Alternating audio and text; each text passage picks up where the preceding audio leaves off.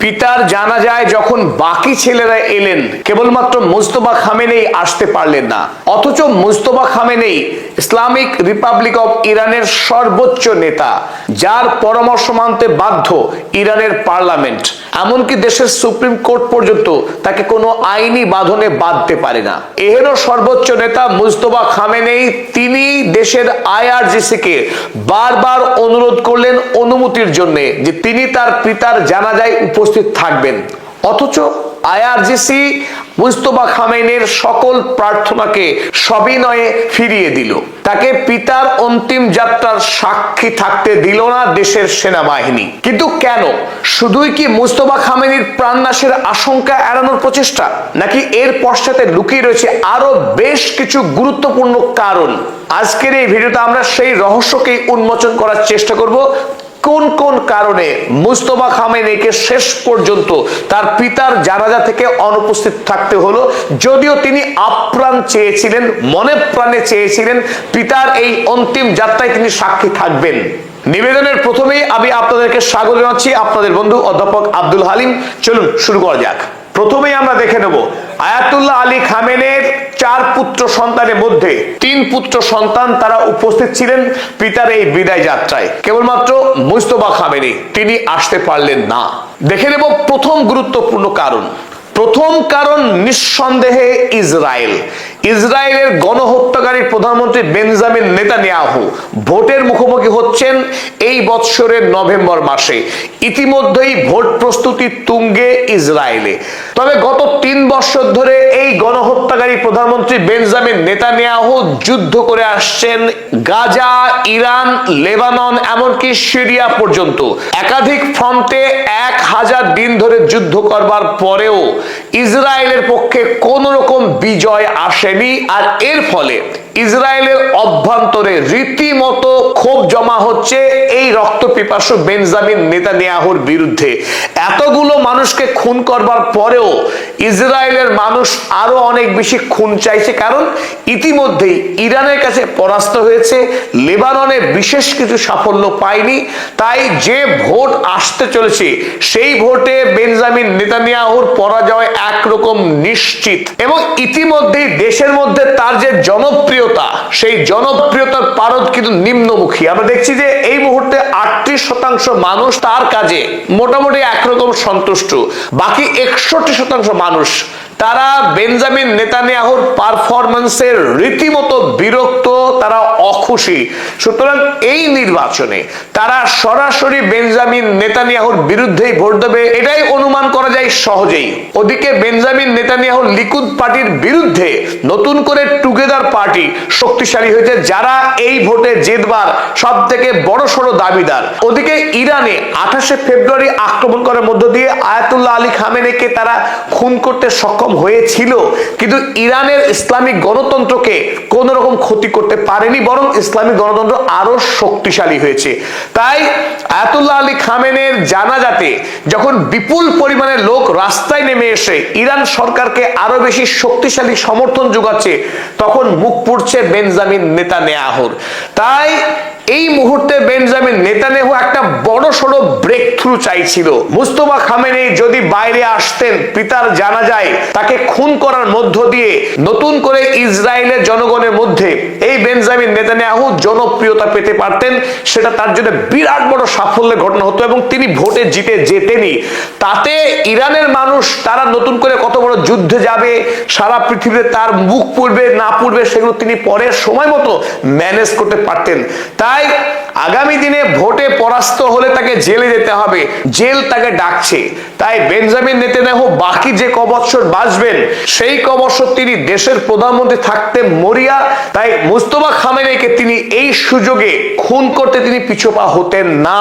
তাই সুতরাং 1 নম্বর কারণ নিঃসন্দেহে to prevent Netanyahu's death bite on Mojtaba Khamenei. মুজতবা খামেনিকে মরণ কামড় দিতে বেঞ্জামিন নেতানিয়াহু সংকল্পবদ্ধ ছিল। তাই বেঞ্জামিন নেতানিয়াহুর এই ছককে বানচাল করবার জন্য আইআরজিসি প্রথম থেকেই একেবারে স্পষ্ট এবং শক্তিশালী অবস্থানে ছিল। কোনোভাবেই তারা মুস্তফা খামেনেকে, আয়াতুল্লাহ আলী খামেনের জানাজাতে উপস্থিত থাকতে দেবেন না, এবং যাতে করে বেঞ্জামিন নেতানিয়াহু দেশের পরবর্তী প্রধানমন্ত্রী না হতে পারে তার সমস্ত ষড়যন্ত্র যাতে বানচাল হয়। দ্বিতীয় গুরুত্বপূর্ণ কারণ, মুস্তফা খামেনের ব্যক্তিগত আবেগ আহত হয়েছে সন্দেহ নেই। তিনি নিরালায় নিভৃতে বসে কাঁদছেন, হয়তো তিনি টিভির পর্দায় দেখছেন এই জানাজার দৃশ্য, কিন্তু তিনি যদি এই জানাজায় উপস্থিত থাকতেন আর সেই সময় যদি ইসরায়েলি আক্রমণ হতো, এখানে দেখছেন যে আপনারা জানাজাতে 90 লক্ষ মানুষ শরিক হয়েছিলেন সরাসরি তেহরানের মাটিতে। সেই 90 লক্ষ মানুষ যখন জানাজারত, কিংবা এই সপ্তাহ ব্যাপী তেহরানে প্রায় 2 কোটি মানুষ অবস্থান করছেন, এই লক্ষ লক্ষ মানুষ যখন একটা জায়গায় ঠিক ঠিক করে তারা প্রতিবাদ জানাচ্ছে, আমেরিকা এবং ইসরায়েলের বিরুদ্ধে ধিক্কার সভা করছে, সেই সময় মুস্তফা খামেনিকে খুন করতে গিয়ে আকাশ থেকে যদি ব্যাপকভাবে বোমাবর্ষণ করতে ইসরায়েল, তাহলে বেশ কয়েক হাজার সাধারণ মানুষ প্রাণ হারাতে পারতেন। তাই দেশের এত বড় সর্বনাশকে আটকানো দেশের সর্বোচ্চ নেতা, সেনাবাহিনী, তাদের প্রত্যেকের কর্তব্য। তাছাড়া আজ অর্থাৎ 6ই জুলাই যখন ইমাম হোসাইন স্কোয়ার থেকে আজাদি স্কোয়ার পর্যন্ত যে প্রসেশন হলো, সেই প্রসেশনেও 1,20,00,000 মানুষ পা মিলিয়েছেন। তাই এই মুহূর্তেও যদি বোমা বর্ষণ হতো কোথাও, তাহলেও প্রায় লাখের অধিক মানুষ প্রাণ হারাতে পারতেন। গত 100 দিনেরও অধিক যে যুদ্ধ হয়েছে, তাতে ইরানে যত মানুষটা প্রাণ হারিয়েছে তার থেকে অনেক গুণ বেশি মানুষ প্রাণ হারাতে পারতেন এই জানাজার সপ্তাহে। তাই ইসরায়েলের এই বিভৎস ভয়ঙ্কর ষড়যন্ত্র থেকে ইরানকে সুরক্ষা করা, ইরানের সর্বোচ্চ নেতাকে বাঁচানো, ইরানের সাধারণ মানুষের প্রাণ বাঁচানো আইআরজিসি তথা ইরানের সৈন্যবাহিনীর সবচাইতে গুরুত্বপূর্ণ কর্তব্য বলে মনে হয়েছে। সুতরাং তারা অর্থাৎ আইআরজিসি সবিনয়ে বারবার দেশের সর্বোচ্চ নেতা মুস্তফা খামেনির প্রার্থনাকে তারা ফিরিয়ে দিতে বাধ্য হয়েছে। পাশাপাশি এটাও আপনাদের জানিয়ে রাখি যে মুস্তফা খামেনি তিনি অনায়াসেই অর্ডার করতে পারতেন আইআরজিসি কে তার নিরাপত্তার ব্যবস্থা করতে, আইআরজিসি কে, তাহলে কিন্তু আইআরজিসি বাধ্য হতেন দেশের সর্বোচ্চ নেতার নির্দেশকে পালন করতে, তাতে যত বড় বিপদই ঘটে যাক না কেন। কিন্তু সেই ক্ষেত্রে মুস্তফা খামেনিও দেশের মানুষের প্রাণকে গুরুত্ব দিয়ে ব্যক্তিগত আবেগকে তিনি বরং সংবরণ করেছেন এবং তিনি তার নিরাপদ জায়গা থেকে বাইরে বেরিয়ে আসেননি। 3 নম্বর গুরুত্বপূর্ণ কারণ, আপনারা প্রত্যেকেই জানেন আয়াতুল্লাহ আলী খামেনিকে কবর দেওয়া হবে তার মৃত্যুর 131 দিন পর।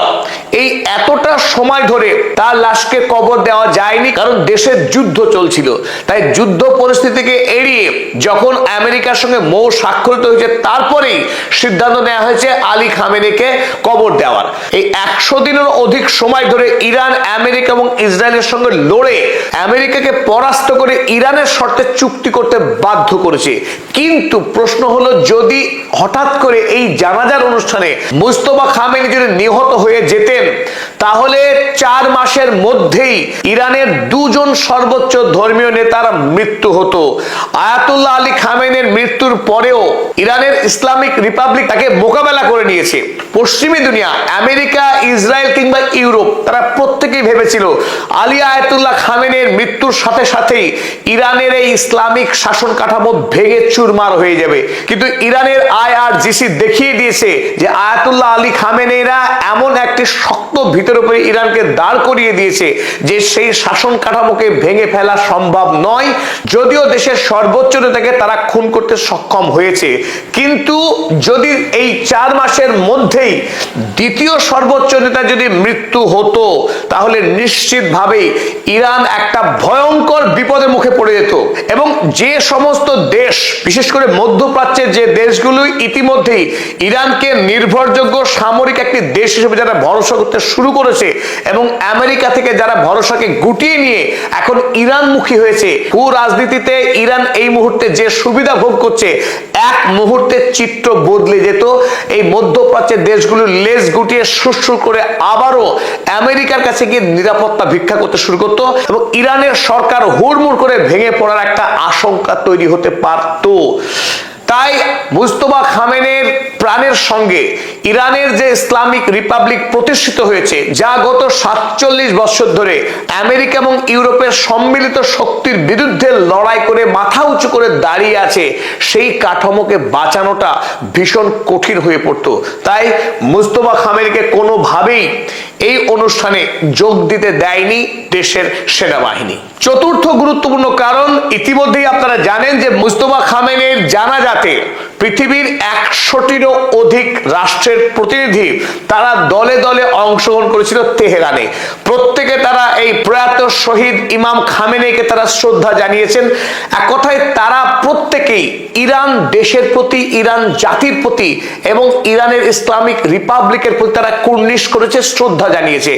আমেরিকার মতো সন্ত্রাসী আগ্রাসী দেশকে যারা যুদ্ধে হারাতে পারে, সেই দেশ শ্রদ্ধার দাবিদার।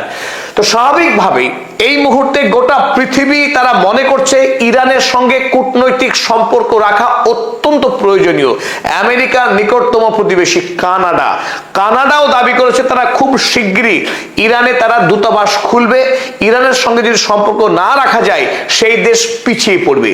অর্থাৎ গোটা পৃথিবীতে এই মুহূর্তে ইরান একটা মারাত্মক অ্যাডভান্টেজাস পজিশনে রয়েছে। যদি এই পরিস্থিতিতে মুস্তফা খামেনি জানান দিতেন যে তিনি পিতার জানাজাতে উপস্থিত থাকবেন, তাহলে ইসরায়েলও সেই মতো তাকে খুন করবার জন্য একটা বৃহৎ প্রস্তুতি শুরু করত। আর সেই খবর কিন্তু লুকোনো থাকতো না। ইন্টেলিজেন্স পৃথিবীর প্রত্যেকটি দেশের কাছেই রয়েছে। তারা সূত্র মারফত পূর্বেই জেনে যেতে পারত যে ইরানের অভ্যন্তরে একটা বড়সড় কেওস, বড়সড় যুদ্ধ পরিস্থিতি তৈরি হবে এই জানাজা অনুষ্ঠানের মধ্যেই। তাই যে সমস্ত দেশের প্রতিনিধি যারা ইরানে যোগদান করলেন, তাদের অধিকাংশ দেশই মুখ ফিরিয়ে নিত। তাদের নিরাপত্তার স্বার্থেই তারা ইরানমুখী হতো না। এমনকি আপনারা এও জানেন যে 13টি দেশের পক্ষে ইরানকে ফোন করে জানানো হয়েছে যে তারা তেহরানে এসে এই প্রয়াত শহীদ নেতাকে শ্রদ্ধা জানাতে তারা দৃঢ়প্রতিজ্ঞ ছিল, কিন্তু আমেরিকার চাপের কারণে তারা কোনোভাবেই আসতে পারলো না।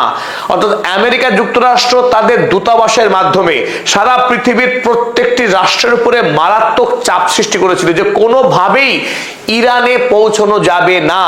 গত 47 বছর ধরে ইরানকে অবরুদ্ধ করে রেখেছে পশ্চিমী বিশ্ব। তাই এই প্রথম সেই 1979 সালের পর 2026 সাল গোটা পৃথিবীর 100টি রাষ্ট্রের রাষ্ট্রনায়ক কিংবা তাদের গুরুত্বপূর্ণ প্রতিনিধি তারা দলে দলে ইরানে আসতেন।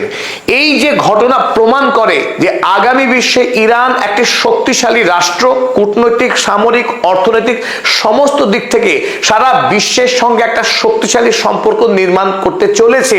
অলরেডি সেই সম্পর্ক স্থাপিত হয়েছে এবং আমেরিকার বিরুদ্ধে একটা শক্তিশালী মঞ্চ প্রতিষ্ঠিত হয়ে গেছে।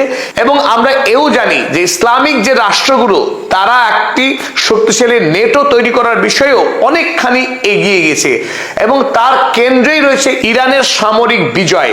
তাই নতুন করে আয়াতুল্লাহ মুস্তফা খামেনির প্রাণনাশের পরিবেশ তৈরি করার মধ্য দিয়ে ইরান তার যে সম্ভাবনা রয়েছে সামনে, সেই সম্ভাবনাকে খুন করতে চায়নি। তাই ইতিমধ্যেই ইরান যে পরিকল্পনা করেছিল, তারা আয়াতুল্লাহ আলী খামেনিকে সামনে রেখে, তার জানাজার অনুষ্ঠানকে সামনে রেখেই আমেরিকা এবং ইসরায়েল এই দুই রাষ্ট্রের মুখে চুনকালি লাগানোর যে পরিকল্পনা করেছিল সেটা সফল। ডোনাল্ড ট্রাম্পের গালে থাপ্পড় লাগিয়ে দেখিয়ে দিয়েছে মুস্তফা খামেনি যে ইরানের ইসলামিক রিপাবলিকের সঙ্গে ইরানের প্রত্যেকটি মানুষ রয়েছে।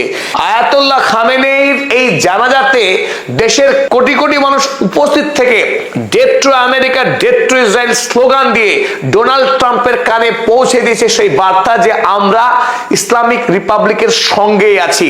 তুমি যে কথা বলেছিলে যে আমরা নাকি ইসলামিক রিপাবলিকের বিরুদ্ধে, ডোনাল্ড ট্রাম্প তুমি দেখে নাও আমরা ইসলামিক রিপাবলিকের সঙ্গেই রয়েছি।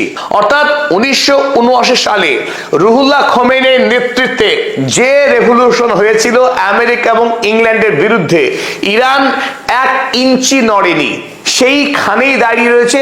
বরং মধ্যেখানে দেশের কিছু মানুষ যারা ভেতরে ভেতরে ক্ষিপ্ত হয়েছিল ইরানের ইসলামিক রিপাবলিক সরকারের বিরুদ্ধে, তারাও নতুন করে আরো একবার ইরানের এই বর্তমান সরকারের প্রতি আরো বেশি তারা শ্রদ্ধাশীল এবং আনুগত্য প্রদর্শন করলো। তারা স্বরূপ বুঝতে পেরেছে আমেরিকার অভিসন্ধি কি। আমেরিকার অভিসন্ধির ইসরায়েলের অভিসন্ধির, যে আমেরিকা যে ইসরায়েল তাদের দেশের সর্বোচ্চ নেতাকে খুন করতে পারে, মিনাবের 168 জন নিরীহ বাচ্চাকে খুন করতে পারে, দেশের হাসপাতাল মিউজিয়ামকে গুড়িয়ে দিতে পারে, সেই আমেরিকা ইরানের কোনো ভালো চায় না। তাই যে সমস্ত বিদ্রোহী ছিল ইরানের, তারাও আজ বিপ্লবীতে পরিণত হয়েছে। 1959 যে বিপ্লব হয়েছিল, সেই বিপ্লবের পুনর্জন্ম হলো 2026 সালে। তাই আয়াতুল্লাহ আলী খামেনেই তিনি শহীদ হলেন, কিন্তু তার শহীদ হওয়াটা দেশের জন্য, জাতির জন্য আরো অনেক বেশি ফলদায়ী হলো। এবং আমেরিকা এবং ইসরায়েল যে কাজ করতে চেয়েছিল হলো তার ঠিক উল্টো। চেয়েছিল ইসলামিক রিপাবলিকে ফেলতে, আর ইরানের ইসলামিক রিপাবলিক তাতে হলো আরো অনেক বেশি শক্তিশালী। সুতরাং মুস্তফা খামেনি এই এত বড় মহৎ জানাজাতে উপস্থিত থাকতে পারলেন না, এটা তার ব্যক্তিগত দিক থেকে অনেক বড় ক্ষতি, অনেক বেশি যন্ত্রণার। নিজের পিতার জানাজাতে উপস্থিত থাকতে না পারা যে কতটা যন্ত্রণার, সেই যন্ত্রণা তিনি অনুভব করছেন। কিন্তু অপরদিকে তিনি তৃপ্ত হয়েছেন যে আমেরিকার বিরুদ্ধে যে লড়াই, সেই লড়াইয়ে ইরান বিজয়ী হয়েছে সামরিক দিক থেকে। অপরদিকে আধ্যাত্মিক ও মনস্তাত্ত্বিক যে লড়াই ছিল, সেই মনস্তাত্ত্বিক লড়াইও কিন্তু ইরান আমেরিকার থেকে 100 গুণ বিজয়ী হয়েছে। আত্মত্যাগের মধ্য দিয়ে মুস্তফা খামেনি ইরানের ইসলামিক রিপাবলিককে বিজয়ী করলেন, সেই ইসলামিক কাঠামোকে তিনি বাঁচিয়ে দিলেন। সুতরাং পদাতিক চ্যানেলের পক্ষে মুস্তফা খামেনির এই বিরাট ত্যাগকে কুর্নিশ জানাই। আমাদের সকল দর্শক মণ্ডলীকে জানাই কৃতজ্ঞতা এবং শ্রদ্ধা। পদাতিক চ্যানেলের নিয়মিত দর্শকদের কাছে বিশেষ অনুরোধ, আমাদের এই চ্যানেলকে আপনাদের বন্ধু এবং আত্মীয়দের সঙ্গে শেয়ার করবেন এবং আমরা যাতে আরো বড় কমিউনিটির কাছে পৌঁছে যেতে পারি তার প্রচেষ্টা চালাবেন। আবারও কৃতজ্ঞতা জানাই।